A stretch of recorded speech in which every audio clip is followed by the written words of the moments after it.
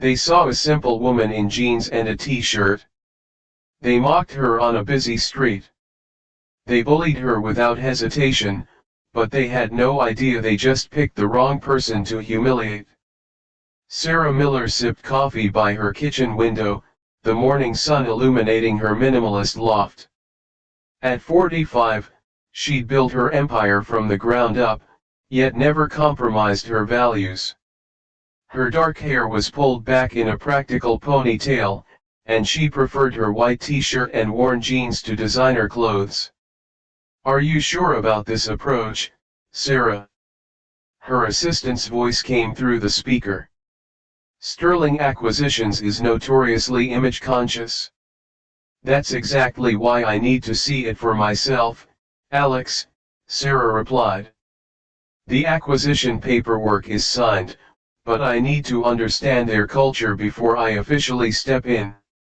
The board expects the announcement tomorrow morning. No one except top executives knows who the new owner is." Alex paused. "Still, I think you should reconsider the stealth approach. How can I transform a company if I don't know what needs changing?" Sarah countered, gazing at the skyline. "I build Horizon Innovations on authenticity and respect. If Sterling is joining our family, I need to see how they truly operate when no one's watching." She remembered starting 15 years ago from a tiny apartment. Now, she owned one of the fastest growing tech companies on the East Coast, known for its inclusive workplace culture. "Your car is ready whenever you are," Alex said.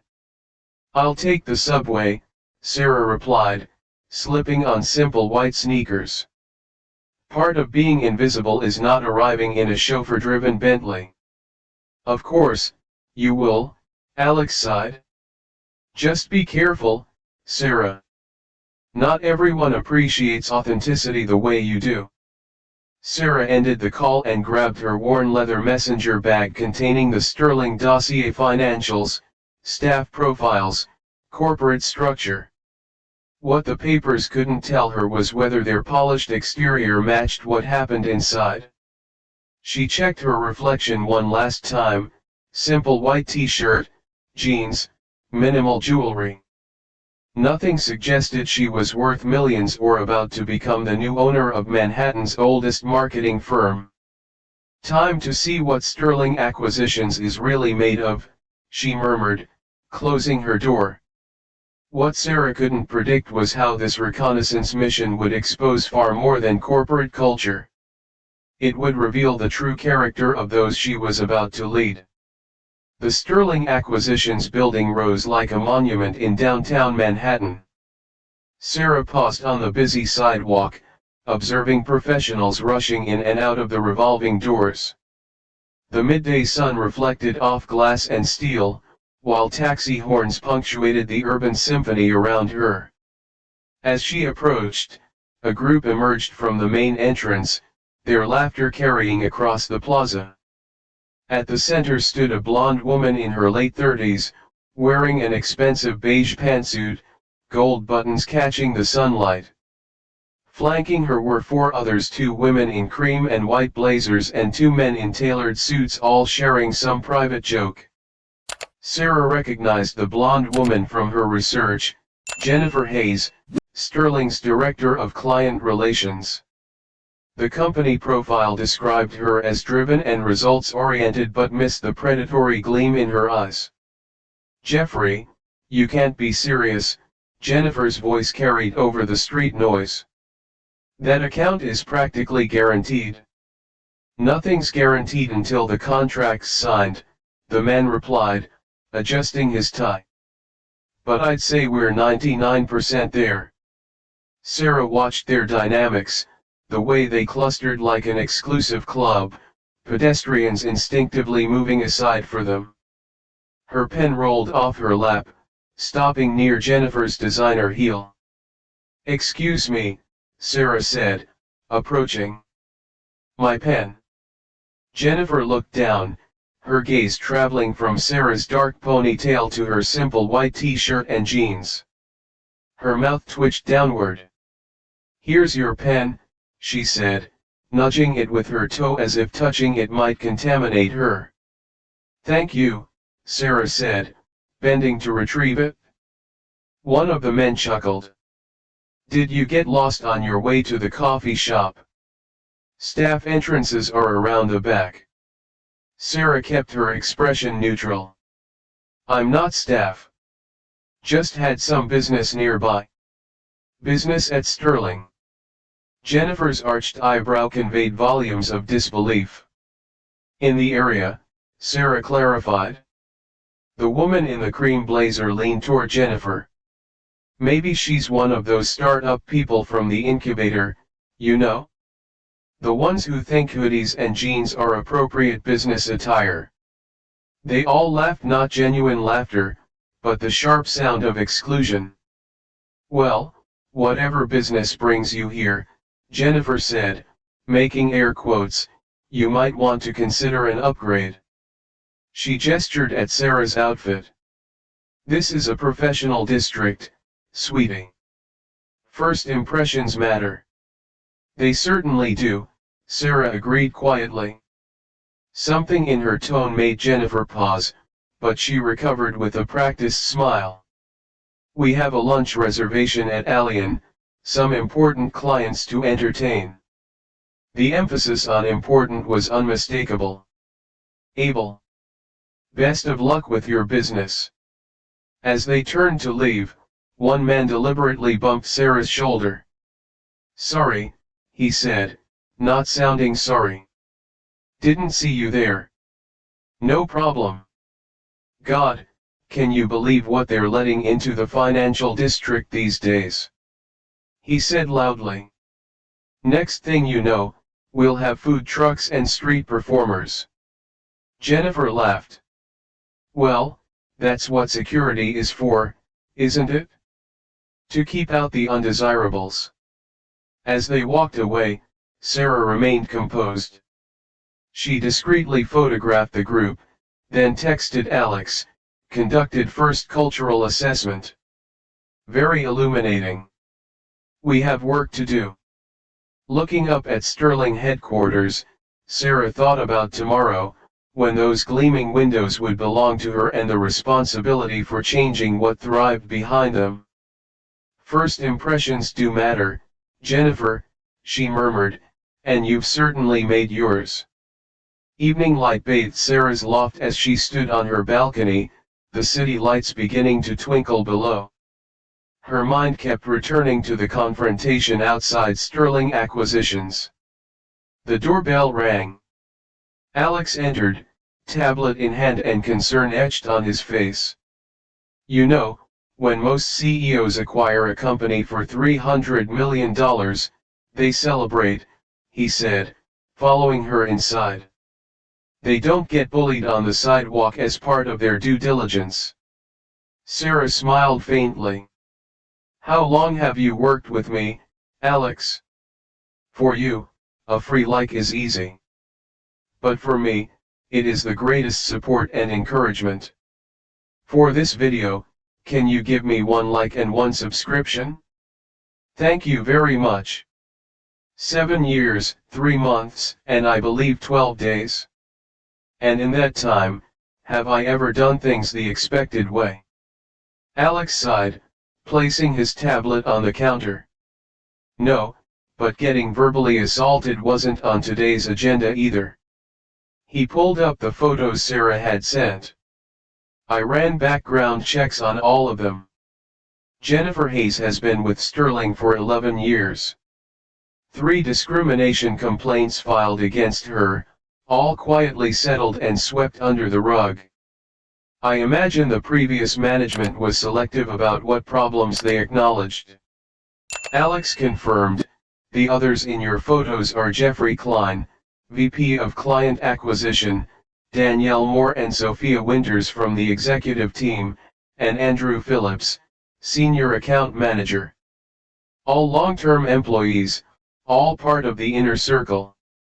Sarah examined papers spread across her dining table, organizational charts, performance reports, company policies.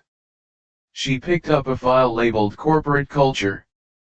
The irony, she said, is that their HR materials talk about inclusivity and respect for all. Their website showcases diversity. Yet the reality is Jennifer Hayes and her entourage mocking someone they deemed beneath them. Alex finished, "It's not just about you, Sarah. If they treat a stranger that way, how do they treat employees who don't fit their mold, clients who aren't polished enough, the cleaning staff?" Alex nodded.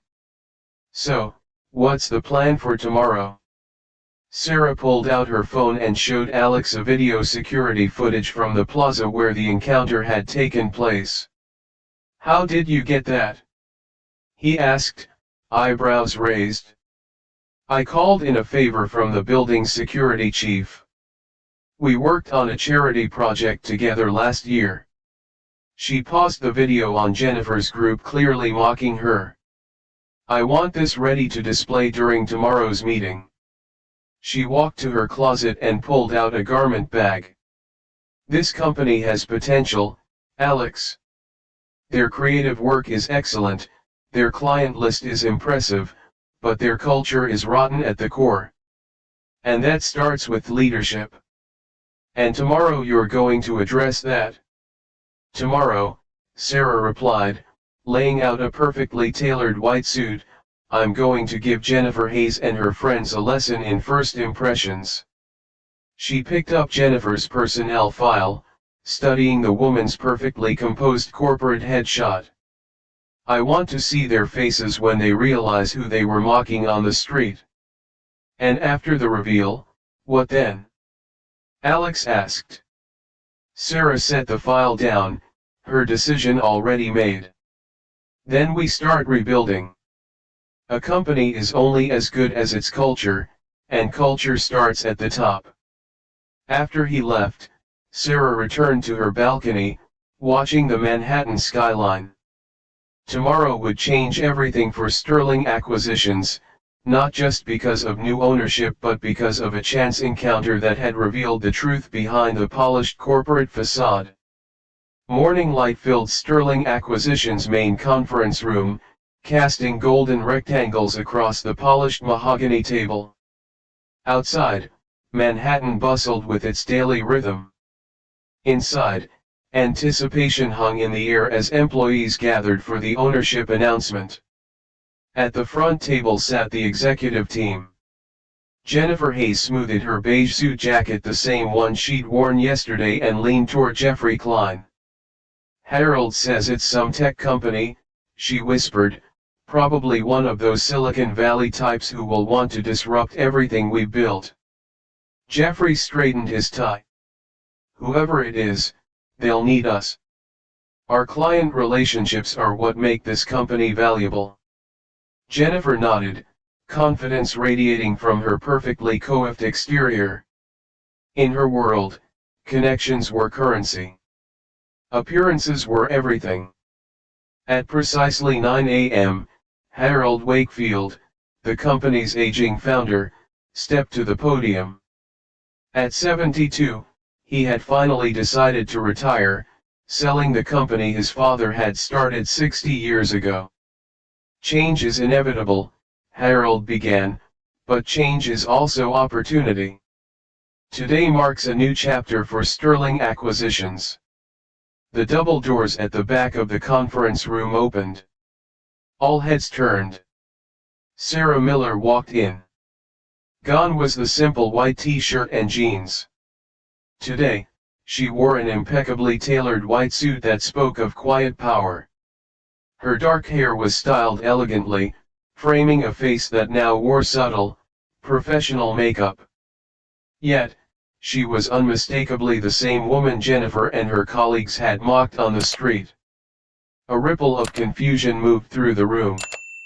Jennifer's smile froze, her eyes widening in slow dawning horror. "It is my great pleasure," Harold continued, "to introduce Sarah Miller, founder and CEO of Horizon Innovations, and the new owner of Sterling Acquisitions." Sarah ascended the stage with measured confidence, shaking Harold's hand before turning to face her new employees.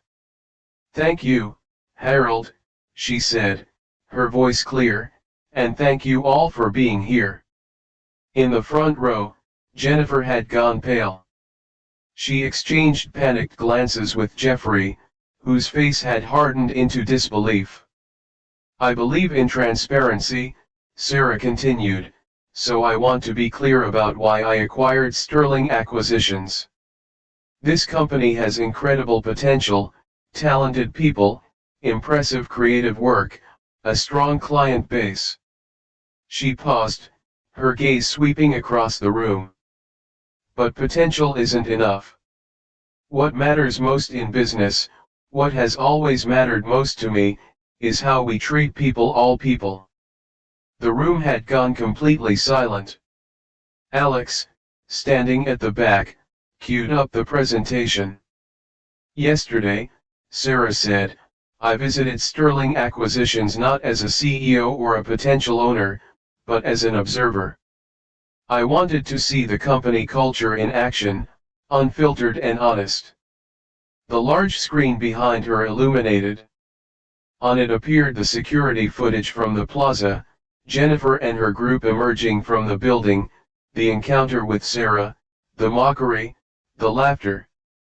A collective gasp rippled through the audience. Someone whispered, "Oh my God." In the front row, Jennifer's face drained of what little color remained. Sarah didn't raise her voice, she didn't need to. "This is what I saw," she said simply, letting the footage play. "Not in a private office or a closed meeting, but on a public street, in full view of anyone passing by. This is how some members of Sterling's leadership team choose to represent your company." Jennifer began to rise, stammering, I can explain." "Please do," Sarah said, her tone composed but unyielding. The room held its breath. Jennifer's mouth opened and closed, no coherent explanation forthcoming. "Perhaps you didn't recognize me without my white t-shirt and jeans," Sarah suggested, not unkindly but with unmistakable firmness. Jennifer sank back into her chair, wilting under the collective stare of her colleagues. "Starting today," Sarah announced, "we'll be making immediate changes to leadership. Those changes will reflect our commitment to respect, innovation, and true inclusivity." In the front row, Jennifer's group exchanged alarmed glances.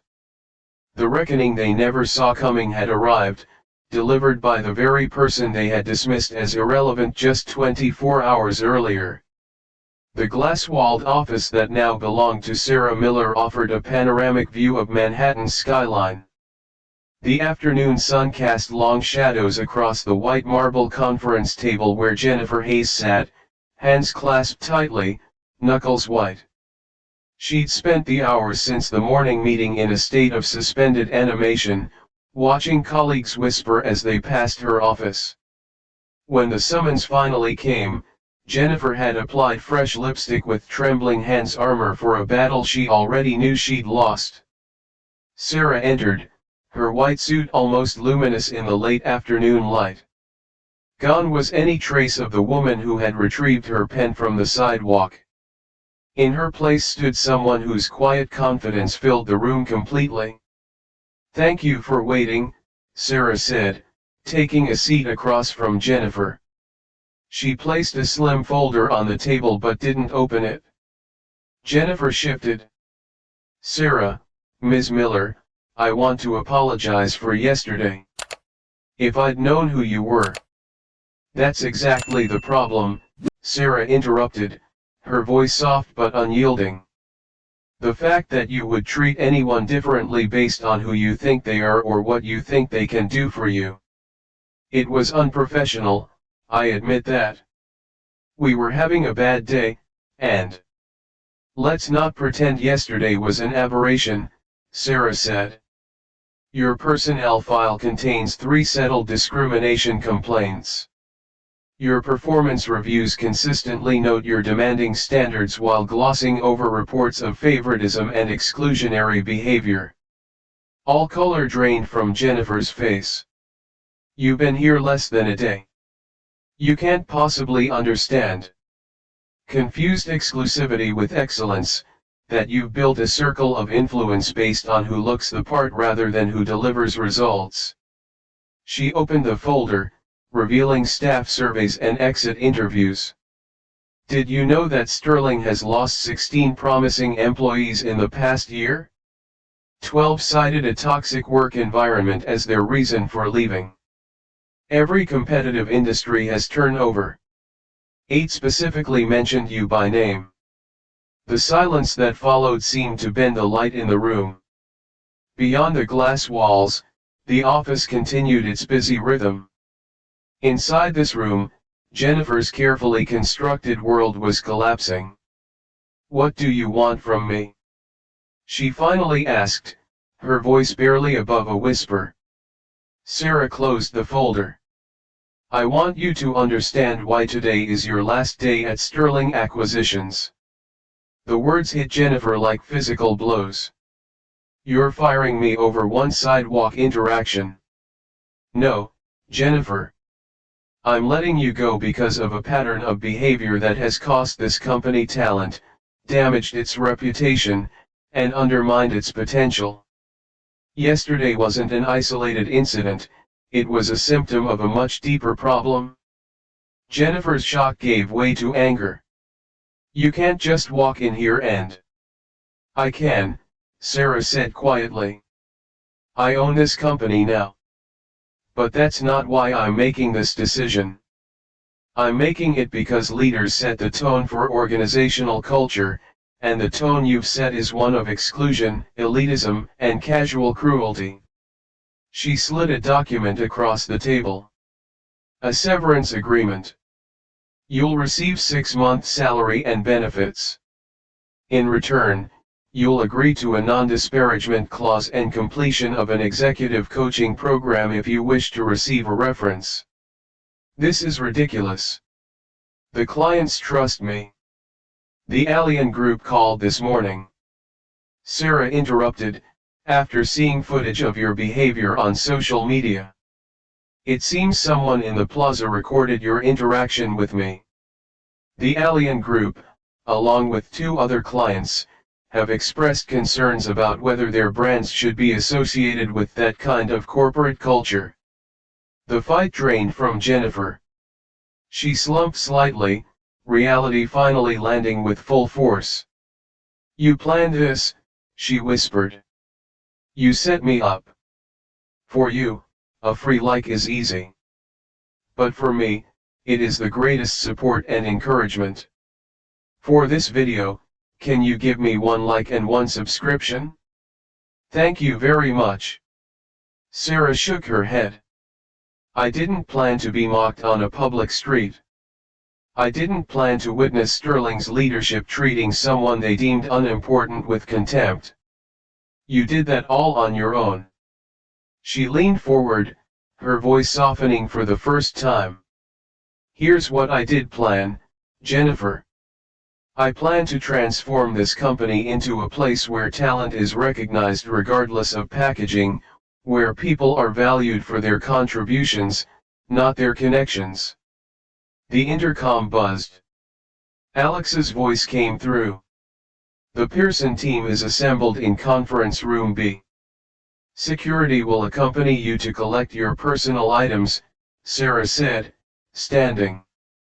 "The severance agreement needs to be signed by Friday if you choose to accept it." As Jennifer reached the door, she paused. "Why are you really doing this? Is it revenge?" "Neither. It's about accountability, Jennifer.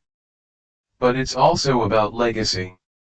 Years from now, when someone asks what changed at Sterling Acquisitions, I want them to hear about the day we decided that how we treat people matters more than what they can do for us." Security arrived, a respectful but firm presence at Jennifer's elbow as they led her away. Sarah watched through the glass walls as whispers followed Jennifer's final walk through the office she had once ruled with such confident disdain. The news of Jennifer's departure rippled through Sterling Acquisitions like a stone dropped in still water. By morning, the entire company had shifted, subtly at first, then more profoundly. The air itself seemed lighter, as if a weight had been lifted from the collective shoulders of those who had worked under Jennifer's shadow for years. In the glass-walled conference room overlooking the city, Sarah stood before a gathered group of employees, a mix of departments, levels, and backgrounds that would have been unthinkable under the previous leadership. "Thank you all for being here," Sarah began. "Yesterday marked the beginning of a new chapter for Sterling. Today, we write the first page together." She moved around the table, making eye contact with each person. "Some of you may be wondering what happened to Jeffrey, Danielle, and Andrew." A murmur passed through the group. The remaining members of Jennifer's inner circle had been noticeably absent. "Jeffrey and Andrew chose to leave," Sarah said simply. "Danielle asked for a chance to be part of the change we're creating. After a long conversation, I believe her commitment is genuine." At the back of the room, a young woman in a wheelchair, Emily Chen from the design team, raised her hand. "What exactly will that change look like?" Sarah smiled. "That's why we're here today. Because transformation doesn't come from the top down, it grows from within." She pressed a button, and the screen behind her illuminated with a simple phrase, "Substance over surface." It means we evaluate ideas based on merit, not who presents them. It means we value results over appearances. She outlined immediate changes, blind review processes for creative work, a flattened hierarchy, cross-departmental teams, and a mentorship program pairing senior staff with overlooked employees. Emily spoke up again.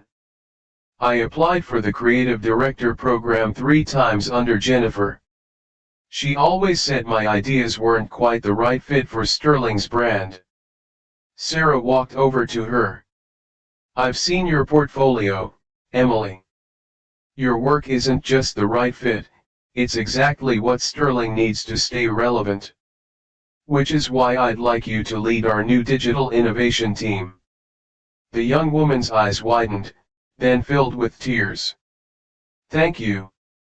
I won't let you down." "I know you won't," Sarah replied, "because you've been ready for years. You just needed someone to see it." Later that afternoon, Sarah stood by the window in what had been Jennifer's corner office, which she had already designated to become a collaborative workspace. "You've made quite an impact in just 2 days," Alex observed, joining her. Sarah watched the city below. Change was already waiting to happen here. The talent, the ideas, the potential, it was all just beneath the surface, waiting for permission to emerge. She picked up a stack of portfolios from employees whose careers had stagnated under the previous leadership. "Tomorrow, we announce Sterling's new direction to our clients and the industry. Some will embrace it, others might leave." "Are you worried?" Alex asked. Sarah shook her head. "The clients who value Jennifer's exclusivity over actual results aren't the clients who will help us build something meaningful."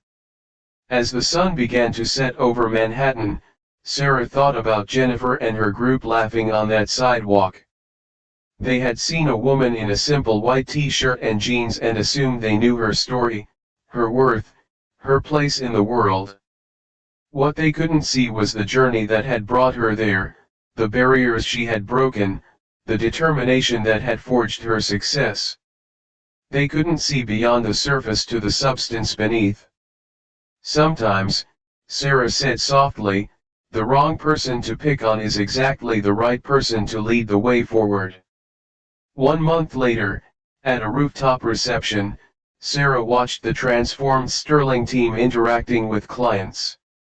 Emily Chen confidently presented her innovations to investors who listened with genuine interest. The company's culture had shifted from exclusivity to authenticity. Harold Wakefield raised his glass to Sarah Miller. To Sarah, who taught us that true leadership isn't about looking the part but seeing beyond appearances to recognize value where others see only packaging. As the sun set over Manhattan, Sarah remembered that moment on the sidewalk. The irony wasn't lost on her. Jennifer's greatest mistake wasn't mocking a stranger but failing to see the power that resided beneath a simple white t-shirt. Sarah's story reminds us of a truth we often forget: appearances rarely tell the whole story of who someone is or what they're capable of. In a world that rushes to judgment, we're invited to look deeper, to see beyond the surface to the substance that truly defines a person's worth. If this story resonated with you, share your thoughts in the comments. Subscribe for more stories that challenge us to recognize that the person you underestimate today might be the visionary who transforms your tomorrow.